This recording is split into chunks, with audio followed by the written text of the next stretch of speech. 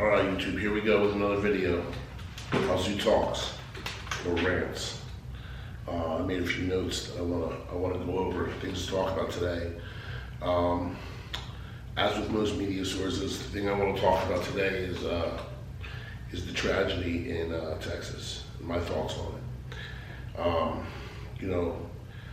The media, the mainstream media, they seem to all be together in their coverage right now, which I don't know if that makes it a good thing or a bad thing. A good thing in the sense that there's consistency in what they're reporting. And across the board, the one thing that seems to be being talked about is the response, the police response to this tragedy, and the timelines associated with it. And I've heard several different versions of this.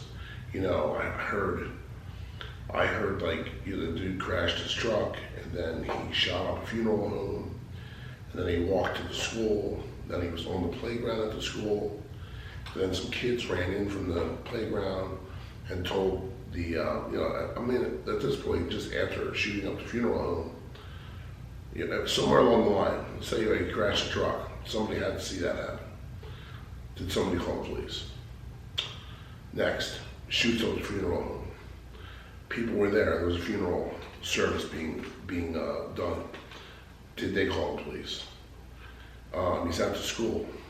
I know for sure that there's never a time when kids are on a playground at school that there aren't supervision. They're not out there unsupervised.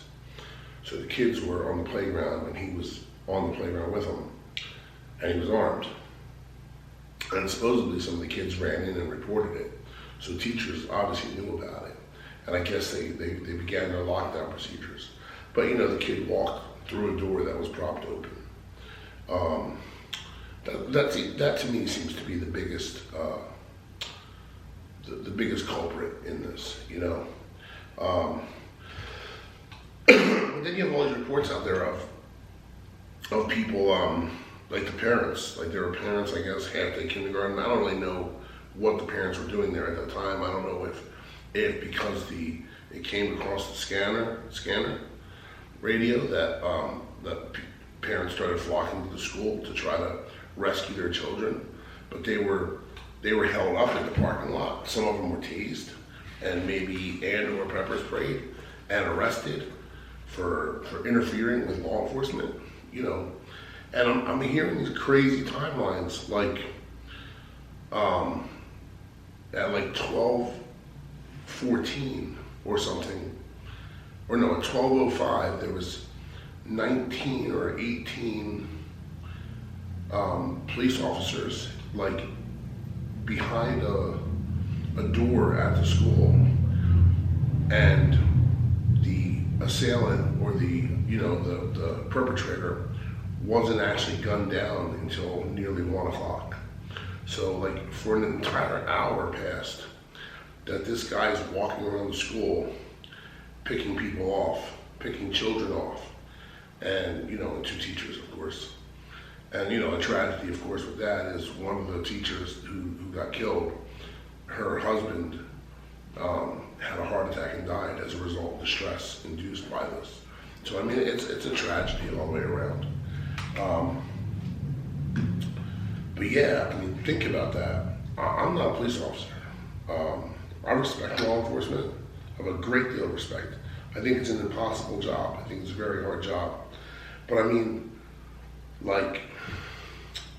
aren't they like trained, and don't you go into law enforcement because you're the type of person that would run into a burning building, basically, to rescue people, to put your life aside for the good of another person?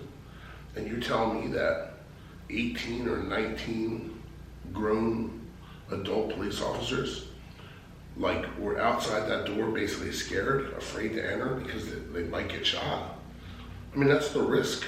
You might get shot on a traffic stop, that kind of explains a lot about law enforcement in our country now, though, right? If you get that level of response to a tragedy with a known shooter, that's the reason why you have all these other like killings when the police are just at a traffic stop and you know what I mean, and they end up gunning down the person in the car because they're clearly like in over their heads. You know, I think it's unfortunate because I think there's a lot of really great and brave police officers out there, and I really wish that some of them had been at that school that day. Honestly, I mean, I heard another report that there was actual guys who are part of the immigration service, like police officers, you know, that patrol the border, and they were held back. They were being held back by the police. They would have entered the school, and they face dangerous shit every day. They're facing drug smugglers, people from the cartel, like all kinds of stuff. They probably would have, you know, jumped at the chance to go in there and make a difference, you know, but here we are. I'll say this. I'll say that like in response to what happened and the police response and the reports of the police response. I mean, granted, we should wait for the full report to come out if we ever get the full report, if it isn't redacted, of course, you know, and what their and what their response was. We should definitely there should definitely be some charges pressed against some of these police officers. They acted cowardly, in my opinion, and again, it's a tough job, but that's what they signed up for. You know, they signed up to protect and serve their community, and part of protecting and serving their community is to run into the school with an active shooter and do what they can do to end the situation, you know, in the best way possible. Not to stand outside the door for an hour. I mean, that's just ridiculous, really. Kind of what my feeling is on that. Like I said, I think there should be some charges. And you know, and for the gunman, and I'm seeing some things out there now about his mom and saying, "Don't judge me and don't judge him." Nah, fuck that. Judge him. You know, that was an act of pure evil. I believe in divinity, right? I believe that there are sometimes some divine things that go on in the world that you can't explain. And it's like, you know, it's like anything else. If one exists, then the other has to exist.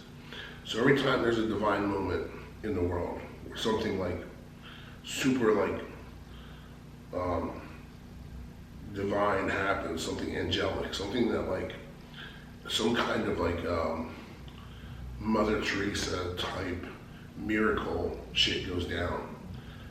Every time something like that happens, there has to be a counter, unfortunately. And I believe that this thing was a counter. You know, this was an act of just pure evilness.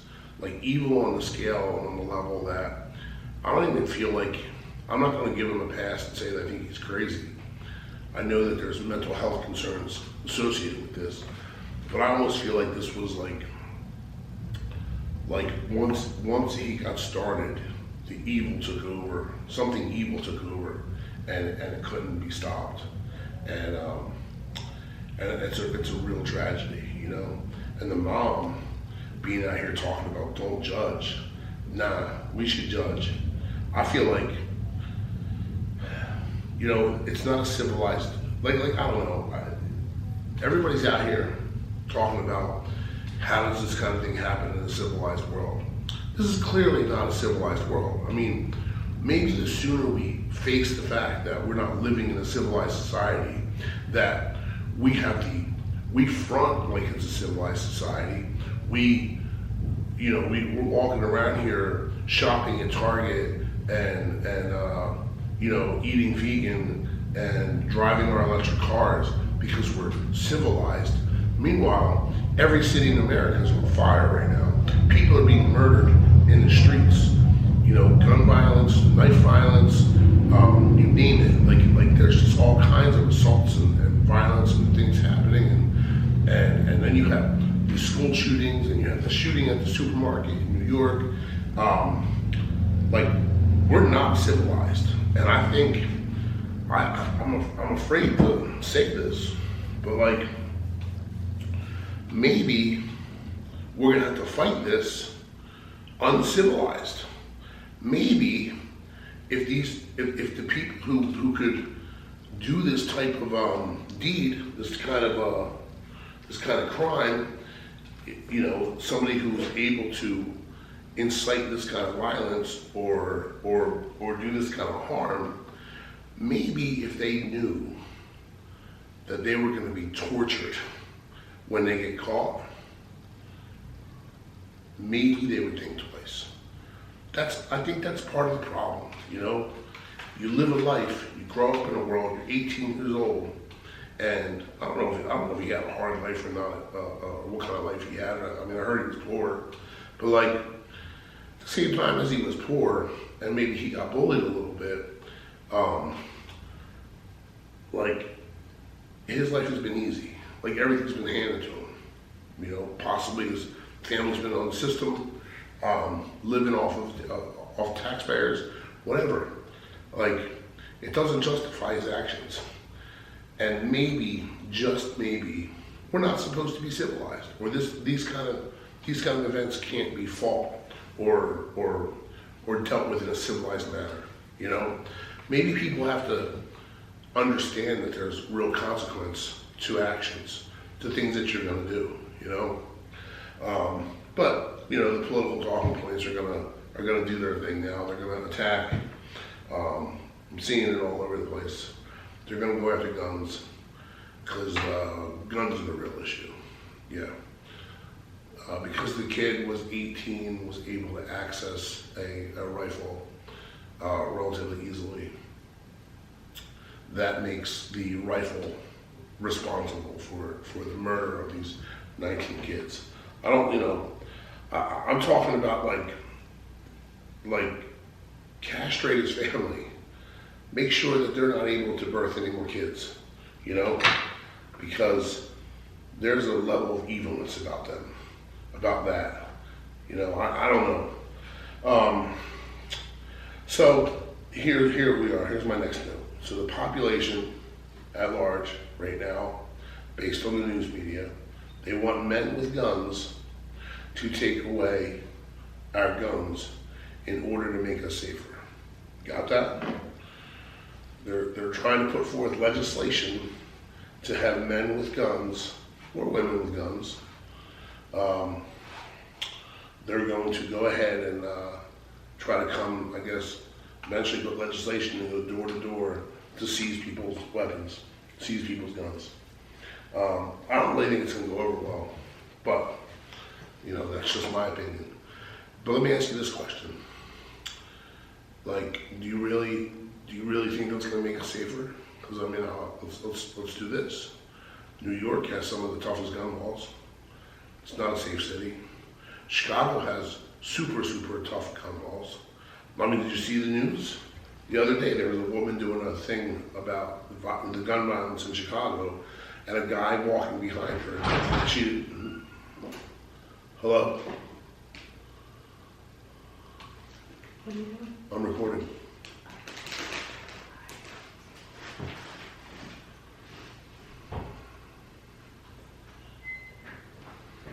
Sorry about that. Whenever I'm trying to record, they come out. Chicago's got some of the toughest gun laws.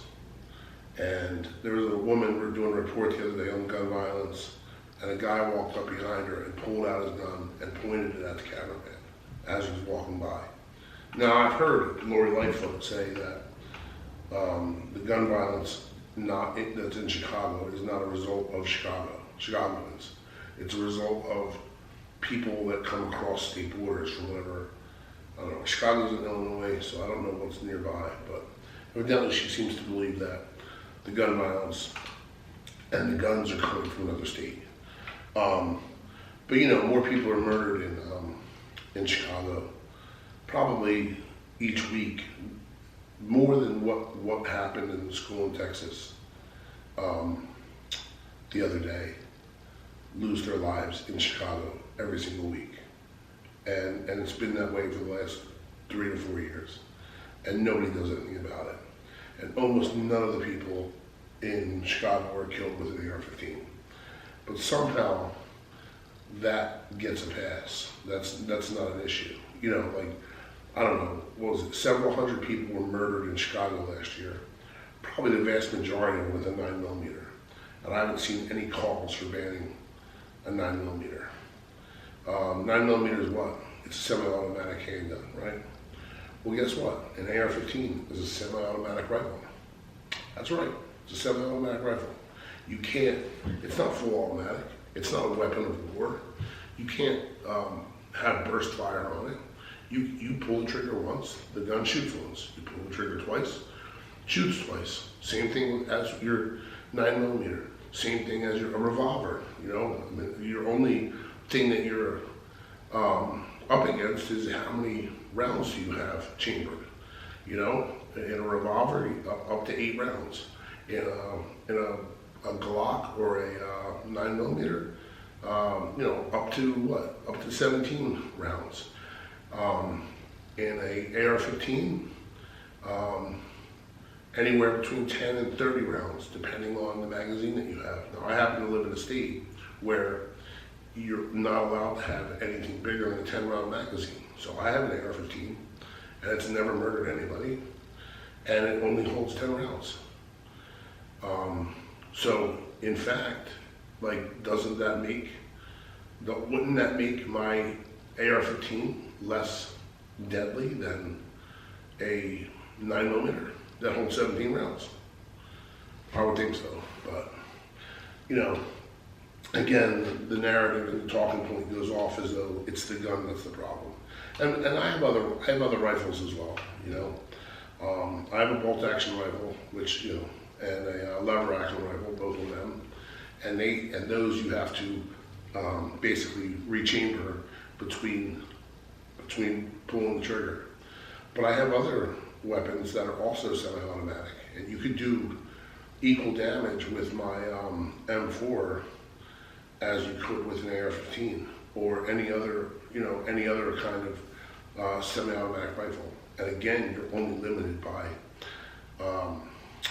the amount of rounds in the magazine. What do we got? So, you know, gun laws. I mean, I guess I'll say this. You know, if somebody asked me and put it on, if somebody asked me, would I get rid of my AR-15 if it meant not another person would ever be killed with an AR-15? Hands down, no problem. Easy sacrifice to make, you know. But that would only be like if I knew that were the case. But what I do know is that criminals, they're not going to give up their guns. They're not going to get rid of their guns. And the more guns you're able to take away from the population, the more guns, the more of a market for illegal weapons is gonna grow, and you'll just have more and more weapons on the street. And what is the correlation between your right to bear arms and our freedom? Because I think that's why the Second Amendment is the Second Amendment. You know, I think when our founding fathers wrote the Bill of Rights and they came out and they said, okay, the most important thing that, you know, that we should be worried about is our right to speech. That we should be able to say whatever we want to say. And we're going to say whatever we need to say. And, you know, without somebody being able to silence us. And it's an important right. And then they doubled down and they said to ensure that people have the right to free speech and the right to peacefully assemble and the right to not be searched and have your stuff seized without, you know, probable cause and all those things. They gave us this Second Amendment that states that that we have the right to be armed, you know. Now, I actually live in a state that has really tough gun laws. Right now, 26 states of the United States have concealed carry is legal, and you're allowed to do it. You know, I wish I lived in a concealed carry state. And that'll be the next thing too, is because Texas I think Texas is actually an open carry state, and it did no good being an open carry state with this tragedy unfolding the way it did. But at the same time, right? Schools are anti-gun zones anyway, so it's all fine. Nobody should have guns in school, minus a police officer. But like, I believe that if you take away the Second Amendment and our right to bear arms, it's just going to be that much easier for the government to end all of our rights. You know, there'll be no way for us to rebel or fight back. They'll just, whatever edict they dictate tomorrow will just be, and there'll be nothing you can do about it, And I mean, I guess that's all I have. I was gonna talk about the difference between a semi-automatic and a fully automatic weapon, but I think we kind of touched on that. I don't even want to say that I pray for these families, because these families are ruined. What happened is a tragedy, an immeasurable tragedy. It's beyond words. I hope one day that these families are able to find some kind of level of peace, and whatnot. And I really kind of doubt that it's possible for them. Like dealing with this kind of tragedy. I know people recover and people are resilient and all that stuff, but this kind of tragedy unfolding the way that it did, and then like to top it off with the way that the police responded to it, it seems it's like salt in the wound. It really is. It's like salt in the wound. I know I couldn't live in that town anymore if I was one of those families.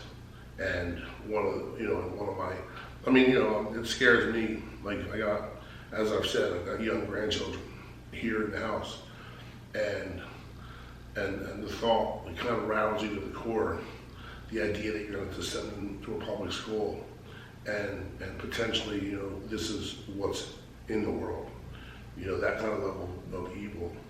But as I said before, I think sometimes you gotta fight.